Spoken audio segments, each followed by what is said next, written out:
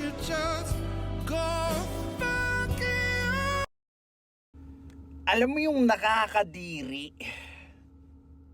na ugali ng Pilipino na they are so against corruption. They are so against immorality.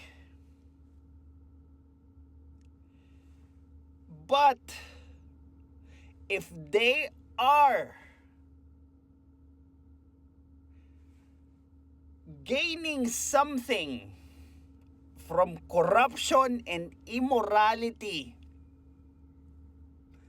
sila mismo ang magtatanggol ng corruption or ng immorality na kinabibilangan nila. Sabi nga doon sa sikat na African proverbs, and this is very true sa mga Pilipino, corruption is not bad. Corruption is only bad when I'm not part of it. But if I am part of it, I will defend it. Wala nang kahihiyan yung mga Pilipino. Hindi mo na nga dapat ginagawa, pinagmamalaki mo pa.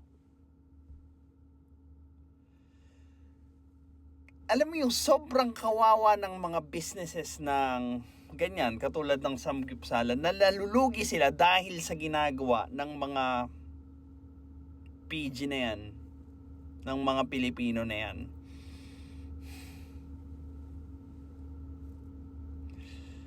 Kaya it reflects yung ugali ng simpleng mamamayan, it reflects yung ugali and it magnifies yung values na pinahahalagahan ng mga mamamayan na yan, ng mga Pilipino na yan.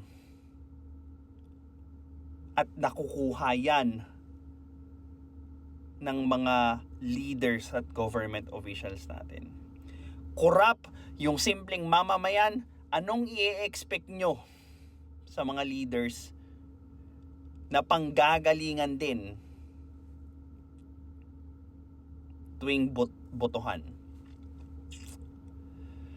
Phew, my God. Corrupt na, hipokrito pa. Parang lahat na lang ng pangit eh. Kinuha natin. Actually, konti na lang yung lamang natin sa India when it comes to values. Ay.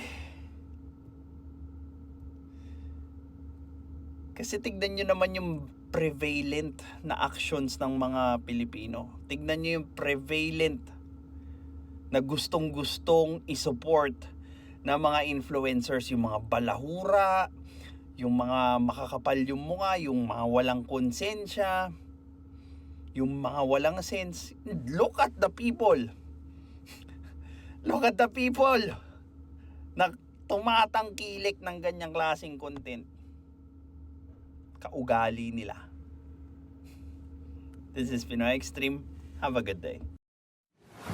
This is Pinoy Extreme.